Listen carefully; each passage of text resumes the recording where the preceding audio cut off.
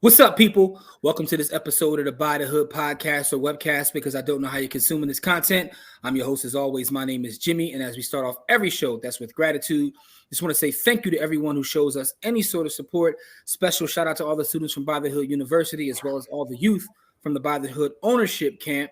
Listen, my brother Corey isn't here right now. He's out teaching a class. But with that being said, our platform is designed to highlight brothers and sisters who are doing positive work in the community. Funny thing about that is, we making our way into 2022, and I still get comments like, man, I didn't know our people were into this or doing that. Like, and it's funny for me because in my network, I'm surrounded by all sorts of brothers and sisters who are doing nothing but positive work, building businesses, giving back to the community, educating each other. And, so we're going to continue moving into 2022 to highlight these people, tell their stories, and, just introduce them to the world. And without further ado, man, I want to introduce this brother right here. Let me tell you a little bit about him, right? So I'm excited because our last podcast, we had brother Chris on, who was, talked about the metaverse. He's a genius. He's part of our DCG network. This brother here is also part of our DCG network. In fact, his name actually came up in the interview because, I've taken his classes as well. Him and Chris did classes together, and these brothers were on to the metaverse and NFTs a year ago, like before it became a buzzword. So I was excited to actually bring them on to tell their story and talk more about what's going on in the world of blockchain, cryptocurrency, Bitcoin, and technology, because I think that this is a space that as a people, we do not want to fall behind in. It's an amazing amount of wealth being created. And these brothers are on the forefront, as well as all of our brothers and sisters from DCG who are out here teaching. And if you have any information about that, you want information about DCG, reach out to me. But without further ado, I'd like to introduce this brother, Dennis Sennett here, man, because Dennis, I want to give you your props, brother. How are you? I'm doing great. How are you? Oh, man, I'm excited to have you, man, because, even before we came on, we were talking. And you gave me gems right there before we even came on. I'm like, man, every time I talk to you, and I told you, I said, I'm in all your classes. I don't say a lot, but I'll be in your classes paying attention, man. You be on the cutting edge of a lot of this stuff. So I'm excited to have you tell your story and kind of talk about it, because one of the parts of crypto that you focus on, and I don't see a lot of people focus on, is gaming, right? So you actually teach a class every week about crypto gaming and how to actually, create value through gaming. And I think that's important, man. Absolutely. And I mean, especially all the avenues that are open up in gaming. Even last night, the class we went into, we were just showing people how just becoming a creator is actually costs you no money to start creating, but you can earn money when you learn how. Yeah, that's crazy, right? And I was in your class last night watching too. And then you start talking about shout out to Dazzy. She was talking about like NFT bonds, I think is what she was calling it. Like, I said, what? See, and this is what I mean. Like, some of the stuff you guys talk about, they become mainstream a year later. And I always laugh like, I already knew about that. I was already on that. You know what I mean? Like Sandbox, and shout out to Tiala as well. Like, she was talking about Sandbox ages ago. I got to get her on here as well. But it's just amazing to be in a network of people that are always on the cutting edge of things, man. But let's talk about you and your background, though. Where are you originally from? And, where were you born and raised? So where I'm from and still live in Houston, Texas. Yeah, I've been here all my life. I travel a little bit, but I always come back home. Okay, no doubt. What part of Texas? Go ahead. I was saying, what part of Houston? Like, because I know Houston has when I talk to people from Houston, they they rep different parts of Houston, man. Oh, I'll be like the Northeast. I'm actually in Humble, Texas. It's right next to Houston, so I just say Houston because nobody knows what Humble is. Okay, got you. So yeah, so what was your upbringing like? I mean, I wasn't like with a silver spoon in my mouth or anything, but I wasn't poor either. I was able to have everything. My father worked for UPS. So I always knew the value of hard work. He showed me he wouldn't give us anything. We had to work for everything we wanted. So I already knew that coming up that I was going to have to work for what I wanted.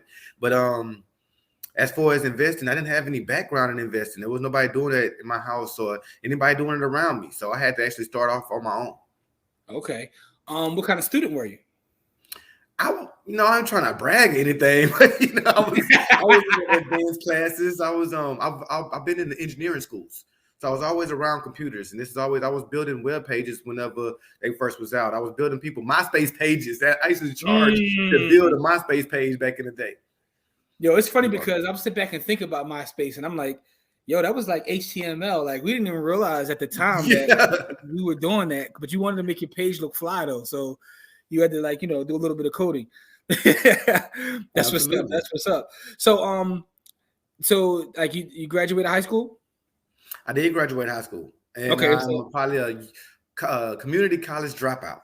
community college dropout. Okay, so when you went to community college, though, what did you major in? What were you like looking to get into? I was going for computer science. Okay, so computer science has like always been something you had an interest in. Right. All right, so let's talk about that though. Where did that like? So you talked about like building web pages, going to school for computer science. Where did that interest in computers and technology? Where did that stem from? Oh yeah, that comes from Pops. He was in the computers before people thought computers were going to be a real thing. I was typing on computers back when Dookie Howser was typing on computers with the green screen and all that. I remember when the floppy disk was floppy. All right, so no, that's an interesting point though. So just like having a parent that put those things in front of you kind of like sets you on your path. That's interesting. Right. Oh, that's dope. That's dope. All right, so when you dropped out of community, what was the next step in your journey? Well, I dropped out because I already started a family, and I had to make ends meet. And I guess that's a big part of it. Going to work. I got 4 kids now. I think at that time I had 2. With one in the making, and going to work and having to work 2 jobs just to make ends meet, or dealing with an employer and what they had to say if I had to take off for family reasons or things like that. That was a big push to me saying to myself, I want to be my own boss. I want to, own my own everything. So I started a series of, different types of jobs, and most of them didn't pan out, but crypto stuck. So how did you end up in crypto? Like, what was it that got you into crypto? Right. So I understand the computer part, but crypto specifically. When did you get into crypto, and how did you get into crypto? So this is part of get rich quick schemes, the MLMs. Somebody showed me that, hey, I started putting this into Bitcoin, and now it's this amount, and this how much Bitcoin is worth, and it really piqued my interest. Like, man, let me find out how to do that. I was I wanted to stop working, so I started looking at like stock trading and the penny stocks. And once you start YouTubing information, you get all those commercials that show you everything else. So that was pretty it. Those commercials got me about Bitcoin. I said, well, let me start digging deeper into it. And that first MLM got me. They took my money and ran off with it. And I realized then, not your keys, not your crypto. So I didn't give up on cryptocurrency. I just realized I need to be the sole custodian of my cryptocurrency and don't allow anybody else to trade it for me. All right, so that's interesting, right? Because I didn't even realize this was part of your story, that MLM, like right now, I would never have guessed that an MLM. I think I told Chris, he told me that's kind of how he got into it too as well, like MLMs, right? But both of you guys recognize that, okay, this is something here, just not the MLM route. What was it that made you stay around? Because a lot of people that went through that experience, once they got burnt, they said, look, I'm done with this. What was it about whatever you learned on that journey that made you stay around? I think my technical background kicked back in. I was always one to have a vision of the future. Like when I was in AOL chats, my friends used to make fun of me. Like, why are you chatting online? You'll never meet those girls like where I'm practicing. One day, everybody's going to be on here. Even the girl next door to you is going to be on this right here. So I always had a way to look at things and see, oh man, this could be this in the future. This can be that in the future. And that's what I seen when I seen Bitcoin, when I realized and I started to understand finances more once I got involved with Bitcoin. I didn't know anything about how the dollar worked. But as I started learning with Bitcoin, I moved on to learning Forex. And then I started really getting a bigger picture of how finances work. And that made me realize, oh, the dollar is going to go down and Bitcoin will still be here. I need to start working on this more. Yeah, that's one of the great things about Bitcoin is that what people call the Bitcoin rabbit hole. Like once you start to understand Bitcoin and Bitcoin will teach you more about life than actually about anything else. Like, because you start to learn politics, you start to learn finance, you start to learn everything, right? Just through studying Bitcoin. So that's interesting too. And it's also interesting to hear you. I know I'm using the word interesting, but all these things are interesting to me, by the way. So take a shot every time you hear me say interesting, by the way, people listening or watching. But because all these things are interesting to me, because as you talk about you seeing where things are going, I think about like, I have no problem paying for information, right? So I'm in the mastermind, but also when you have private classes, I take them because you tend to know where things are going. And I like to see that. So I'm looking at some of the stuff now going on in the metaverse. And you were talking about this a long time ago about this happening. And now to see it play out, it's like, okay, you knew this. How? Man, that's a good question. I guess, like I said, it's part of being a visionary. I recognize a problem that we have when I see that this could be solutions. Like I think I know about problems before people realize they're problems. I call Facebook out as being a problem for a very long time. I've been saying let's go more decentralized. and that they have too much power. So it's like I see the problem, and then it's like, okay, where's the solution? Here it is. Here's a metaverse that is decentralized, where nobody's going to shut you up and nobody's going to lock you up in the Facebook jail. Okay, interesting, right? All right, so let's talk about how do you get now where now you're an educator, you're in the space, you're part of the mastermind. How did you go from the MLM to continuously studying it to getting to where you are now? What was that journey like? Ooh, man, that was hard. That was a hard, long road at that. Like, I didn't have all of it. I had when DCG. I'm 2-year veteran in DCG now, but my start was way before I even joined DCG. And yeah, I was all by myself. I was called crazy, especially while I got into Bitcoin and the value kept dropping. So of course nobody believed me. If anybody that did try to test out, let me buy a little Bitcoin, and oh nope, I lost $5. I don't want nothing else to do with it. Like, I had that happen a lot. So it was just a vision. I always seen what was going to come from it. I knew that, at least I knew that this had to be the future of currency. So I never let up. I kept studying, and I wanted to know what's the next project and the next project, because I put enough money in something and I move on. And I go to the next one. I feel like if I own a little piece of all these things I believe in, eventually it's going to pay me off. I mean, I think a part of it is me being upset with my father. As much as he taught me with computers, you'd think we own Apple and Compaq shares, right? You know how good I would be if instead of a couple of pairs of Jordans, I got an Apple share instead back in the day, a Macintosh share. You know what I mean? Yeah. Totally. So you just kept plugging away. You kept plugging away. What made you focus on like the aspects that you focus on now? Because you're known as the crypto gaming guy, right? In fact, I got a question for you too. After you tell the story, I got a question for you. But go ahead. Well, how'd you get into the gaming part? I would have to get that up to Jamar James, our coach. I was coming at him and telling him like the plethora of things I knew, because I studied the whole everything. I'm like, yeah, coach, I can teach a class on this. I can show him that. I know about this, that, and the other. You're like, Dennis, you everywhere. Just pick a lane. Let's stick to that, and then let's focus on that for you as far as these classes go. You still do your thing, but when it comes to these classes, like pick you a lane and stick to this. And at the time, I was actually known for mining more than gaming. But my mining PC is actually a gaming PC. So it's like, you know what? I'm going to teach them how to mine, but after I teach them how to mine, what else I'm going to talk about? Well, we can actually use that mining machine to start playing games, and we can earn from playing games and mining at the same time. And that's when I started going down this hole. And once I really started going down, I'm like, bro, this is even easier than trading. Like, I can do this better than I can do trading. So I went heavy on gaming. Okay. So, man, that's a lesson there too, right? And I'm glad you said that, because a lot of people that get into the crypto space, and even a lot of people that come aboard DCG, right, because there's so much information and great information, they go through that same process where it's like, I'm over here, I'm over there. I want to learn about this chain. I want to learn about that chain. I want to learn about gaming. I want to learn about NFTs, because it's like, it's a smorgasbord of information. But what you're talking about, and I guess this can be applied to any asset class, even if you're talking about stocks or real estate, like you got to focus on something, right? And so your career, if we're going to call it a career, your career like took off once you focused on one thing, right? Absolutely. All right. Yeah. So I think that's important to take some time to point out for anyone listening or watching, that sometimes you got to focus instead of being all over the place. So that's dope, man. So getting into the crypto gaming, right? First question I have is, and shout out to like Mark and Naja, their kids are in our camp and they're brilliant kids. And they actually sent me a question the other day, and now I'm glad I have you on here. They were talking about their kid. Like, what's the best game for a kid to start out who wants to get into crypto gaming? Like, if you had to say, what was something they could start with? It's not one particular game. Because the space is so vast, it's about your personality. It's about what you like. I don't want to tell you to play a game that is probably boring. So I can't just say there's a game for every 8-year-old, every 10-year-old. Got you. It's still about what genre that person like. All right, well, let's start with this then. What are some of your favorite crypto games? Give me a couple of your favorite crypto games. I think now the main one I'm playing is not. So I'm not that much of a gamer. I'm a game investor. My friend Chad, he'd probably be more so the gamer that actually plays these games physically. I own NFTs that pay me commissions because, like I said, I'm a visionary. I know people going to play the game.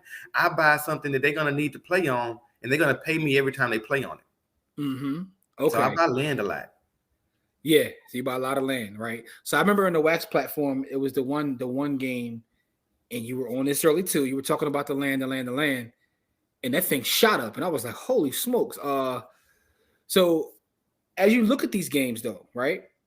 and you're looking to see, because again, it's so wide open. There's so many games. What are some of the things that you focus on to figure out whether a game is going to be something that people gravitate to? Like, is there something specific you look at, or what is that? For me, I mainly pay attention to the games and how it can reward you and how those rewards are. Like I was always questioned about that UPX game, Upland. Hey man, you playing Upland? I'm getting this, that, and the other. And I would always tell people, no, never. Don't waste your time on it because you wasn't being rewarded in cryptocurrency. You couldn't take the money out. They just not allowed, they just enabled withdrawals, and it's with FID. And you know, if you ever withdraw FID, you got to KYC and you got to claim your earned income.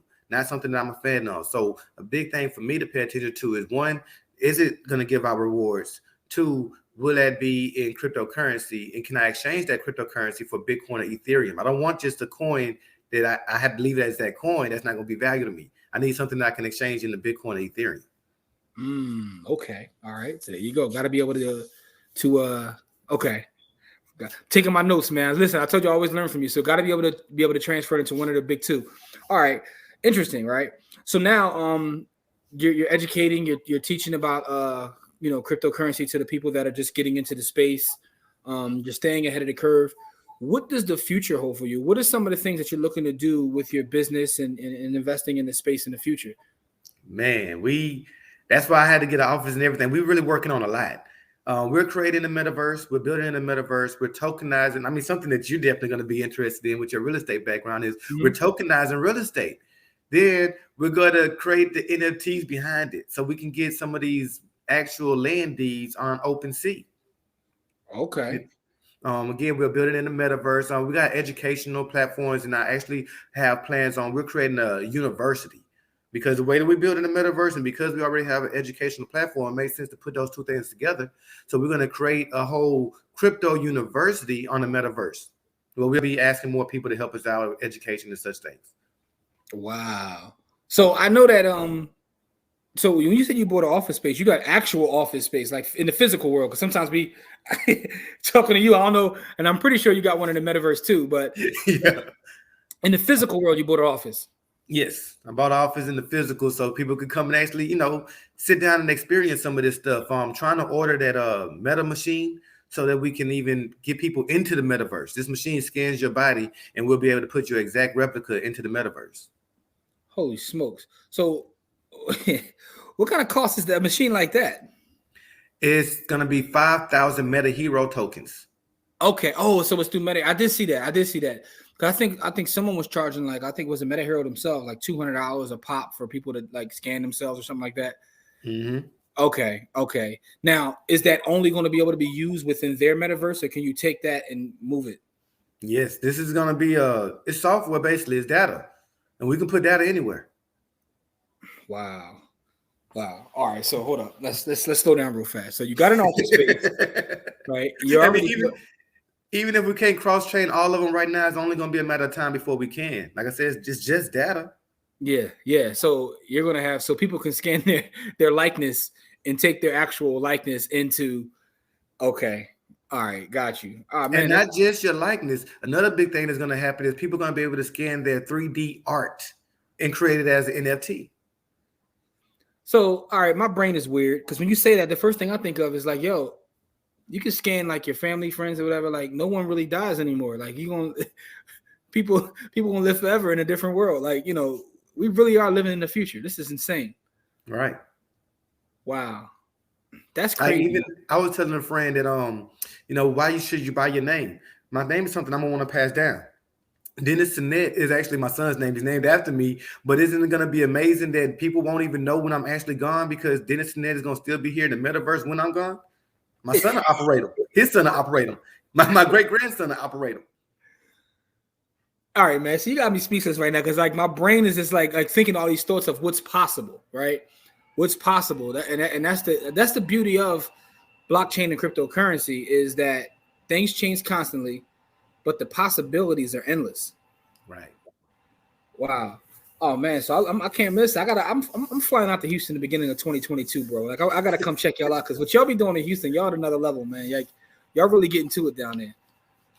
Thank you, man. Come on down. Yeah, absolutely, man. So listen, the throughout this journey, what would you say has been the biggest hurdle or something that you had to overcome to get you from where you started to where you are now? Like, so you talked about your story of going to community, like loving computers, but then dropping out, then going through that like little rough patch. What would you say is the biggest hurdle to now where you're setting yourself up to have your own office? Like now you got your own office, you got your own business is flourishing. What was it? What was the biggest hurdle? Man, it's like they all say, actually, that making your first $10,000. I mean, I did that through investing the hard way. For anybody to think it, I wasn't the type that even had extra money to invest. Just like everybody else to say, man, I just ain't got it. I ain't got it. I didn't have it either. I have 4 kids and a woman and a mother to take care of. You know what I mean? And I was working $17 an hour type job. So I didn't have it either. But I was able to eat out every day. I was able to drink beer every day I got off of work. I ain't gonna lie, smoke marijuana. It's not like I went without that. So for me to really get started, that hurdle was changing my mind and shifting my mind and saying, what do I really need versus what do I really want? I don't even own a PlayStation anymore, but I do own about 4 gaming machines now. You know what I mean? And it's just because I shifted my direction and the way I was thinking about investing. At first, I was investing in myself in the wrong way with alcohol, right? Now I'm investing in myself the right way. I tell everybody on Fridays, being Friday today, pay yourself. And what I mean by that is buy an asset. That's like paying yourself. You take that fee that you worked hard for and buy an asset to hold on to. Man, yeah. So you figured it out. That's an amazing point, because there's probably a lot of people out there like, man, I just don't got it. And what was the significance of that first 10,000? Because you gave a specific number. Yes, 10,000. Once you had your first 10,000 and you made it the organic way, right? The slow way. Not somebody just gave you 10,000. It ain't the same. But you made it the organic way. Now you realize how to make it and duplicate the process. If you was able to get to 10,000 with $100 seed money, imagine what you're going to do with $10,000 now. Yeah, just keep 10x and 10x and 10x and 10. Yeah, so okay, got you. Yeah, man. So your story is amazing, man. What would you say is your favorite book or a book that's inspired you along this journey? I don't remember the author name, but I do remember reading the book. It was Get Rich, Die Broke. Yeah, I've heard of that book, Get Rich, Die Broke. Right, and it was talking about basically like he changed my mindset as an employee. I was the type of person that was a victim at first, right? Oh, something's always happened to me. The cops is hurting us, the people is hurting us, and my boss don't like me. They never gonna promote me. I was that person. And then this book said, why don't you just get your attributes up? If they're not gonna promote you, somebody else will. Go get another job. If they're not gonna pay you what you deserve, then move around. So after I read that book, I never settled. I was never okay with whatever they was paying me. If anything, I worked harder than everybody that was there just so I can get my resume up so I can move to a better job. But I didn't work. When I started reading that book, I was making probably about $14.50 an hour. By the end of me making my moves, I was making $21 an hour. And I was doing the same type of job, a forklift driver. But I realized that, to value myself because they won't. And in that book, it let me know, like, people even ask me, you're not going to leave your kids with this and that? I'm giving my kids stuff now while I'm living. But when I hope to spend my last dollar on my last day, right? Because I want to teach them how to make money themselves. So that whole Get Rich, Die Broke, all it meant to me was to value yourself more and, enjoy what you've earned. Yeah, that's amazing, man. Yeah, I'm reading now. It says Live Rich, Die Broke. So it's like by Stephen somebody or another. But yeah, I've heard of that before. I don't think I've read that book though, but that's an interesting concept, like to not being the victim, right? That whole idea of just not being a victim. And now, man, you're in a place now where you're making that an eighth every hour, like without you doing anything, right? Right. I got a couple of games. I'll just click a claim button on now, and I'm all right. All right, so I got a couple questions for you. Before we get out of here, though, the first question is, so we were talking before we came on. So like, shout out to our brother Jay Johnson, because like Jay and I went through this journey over last year, like learning like how to become your own bank in the crypto space, and that's something that both of us actually go around and teach about. I beat the bank. Ask me how. I like the shirt. But one of the things you were telling me about is like the combination that you see happening with DeFi and gaming. Let's talk about so for the folks watching, like if you're hearing this conversation, you're going to be put up on a lot of game right now, and some of the stuff might not make sense now, but it will make sense in the future. And believe me, I talked to Dennis, so I know this is how he talks. He's talking about stuff now that we ain't seen yet. So that combination of DeFi and gaming, what does that look like? Man, right now it's amazing. So we're earning gamer tokens in a lot of the games that we play. You play a few of them with me. You earn some. You got some Aether miners too, right? So you hit the claim button and you earn this currency that is within inside the game. You can use that to play the game. You can use it to buy things inside the game, or you can use it to sell and take profit. You know, so it's the whole thing behind gaming. Well, we're maneuvering our money to where we can make more of it, and we're making, like my son right now, he's making a lot of gamer tokens. He don't know it's real money. He thinks he's just making virtual coins, right? I try to keep it fun, so he just wants to see his virtual coins go up by a lot, and he don't know that it's actual money that I'm gonna be using to buy his own Christmas presents this year. But the what is going to be combined, what's coming soon, the way I see it, is DeFi is going to find its place to gaming, right? Well, we'll be able to start staking our gaming tokens. Well, we'll be able to start leveraging our gamer tokens. Well, we'll be able to start using our gamer tokens as collateral. And that's something huge, because whenever I teach about DeFi, I teach people that when you have enough money, you can live off of collateral and interest alone. I don't spend my money. I don't know what that would feel like to actually spend the Ethereum. I only earn them. But I borrow for myself, and then I buy what I need to buy. So imagine we got to be able to live with the games too. So basically what you said there is these new games now, you can earn gamer tokens, but those tokens can then be converted into, you know, your top two. You always like to talk about how you get the tokens to either Bitcoin or Ethereum, but now you're saying that the actual tokens you're earning through playing these games can be used as collateral themselves. Absolutely. So as you play in the game, you're just funding your own bank. Yep. And it's going to be called GameFi. That's going to be a real thing, GameFi. Okay. See, that's the thing. So I've never heard that term before till just now, but now I know it's going to be on its way, GameFi. All right. So that's going to change the world, right? And I think you've seen that even with like Axie Infinity, where people, I forgot what country it was in, but they stopped going to work because they were making so much money with Axie Infinity. So the government decided to tax it. It was the Philippines. Okay, yeah, you're right. It was the Philippines. Folks stopped going to work because they were making so much money on the game, and the government got upset and decided to like set a special tax on those folks. Look the story up for those listening or watching. All right, so GamerFi. That's what it's going to be called. Man, listen, man. Like I always said, I put a movie out there in case y'all haven't seen it yet, or in case y'all didn't pay enough attention to it and take it serious. Ready Player One. That's what we're going into. That's where we're at right now. Ready Player One actually predicted this to happen in 2042. Go and watch that movie and pay attention this time. Yeah. Yo, I got a question for you. And I asked Chris this question too, but I want to get your perspective. Right. So a lot of people are now just becoming aware because of the move that Zuckerberg and Facebook made in changing their name. But I want to get your perspective on what's the difference between what they're doing and what the actual metaverse is. Like, because everyone is thinking Facebook is the metaverse, right? But it's not. Can you explain to the folks listening or watching what's the difference between what Facebook is doing? What Facebook is trying to do is the same thing they try to do. It. They created Libra coin. They want to keep up. They're getting left behind. They were shutting down cryptocurrency for so long, and they knew the value of it. I think that's why they were shutting it out. Really, they knew that cryptocurrency isn't just here to replace the bank. Decentralization is here to replace places even like Facebook, right? So they had to hurry up and adapt before they become irrelevant. But in the future, when most people are in the metaverse and they no longer on their phone using Facebook, what's the need for them, right? They'll lose everything. Yeah. So before they go that route and they see it, they know that this is only another 10, 20 years possibly.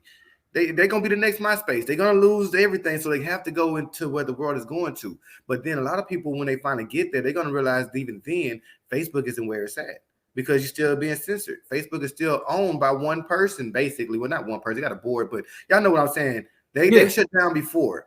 Do you want them to be able to shut down again when you're in the metaverse? You have your money there, your currency there, and they do a Facebook shenanigans? No. You know, it's interesting, right? So just as a thought as we're having this conversation, one of the things that concerns me, right? So when I study Bitcoin and I understand what decentralization means, and I talk to people about it, I wonder whether the average person even cares, or do people actually don't even care about being with centralized entities? Like, so me and Russ have this conversation a lot. Like, some of these folks don't even care. So that makes me think that even if all these other things exist, which give you this freedom, will people even choose freedom? Or will they choose this to go into Facebook's metaverse because it's there? I'm used to it. I don't even care about the freedom you're talking about. Jimmy, you're crazy. Get out of here. Like, is that still going to be a thing? Will people even choose freedom even if it's in front of them? Some will and some won't. The same way we do now. We have so many ways to be decentralized, but I think the overall will end up getting their attention. The same way people eventually all left from MySpace to Facebook. I was one of those last ones to leave. I was still holding on to MySpace, right? So I might even be, heck, I still ain't really moved into Instagram and all the other new stuff yet. The what's that when they dance on TikToks? And I haven't gotten there yet. You know, I try, but some people, yeah, they will be stubborn to just stick with what they used to. But whenever as soon as they find that problem that we are talking about, that centralization, that's when those people are going to start coming over. This is going to be mainly for our creators. Y'all be able to create freely in a decentralized marketplace. And this is also for our people that want ownership, like yourself. You'll be able to own. Can you own some of Meta? Nah. Yeah. They're not selling Meta land. Yeah, Facebook owns all that. So that. So I want something that I can own and pass down to my kids. Why would I keep on going over here to Meta when I bought a house over here in Arthur? You know what I mean? Mm-hmm. All right, cool. So before we get you out of here, though, and me and you were having this conversation too, and you were talking about how like there's several metaverses. All of them aren't going to make it. Some of them will make it, some won't. But and I'm not asking you to say which one will or not, but what are some of the projects that has you most excited? Let's put it that way. Well, actually, I got another question after that. But what are some of the projects that have you most excited? Well, I say that one. That's OVR. Gotta be. And the reason why is because OVR has been here before Metaverse was created. OVR has been on the Oculus for about 2-3 years already. They've been understanding this space. They just didn't have a crypto avenue connected to it. Now that's something that just was created, I think, this year or last.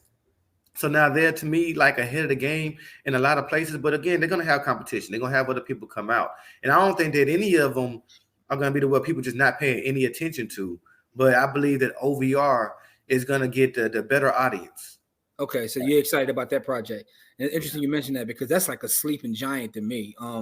I've just been accumulating land over there. So if it does pop, I'm good.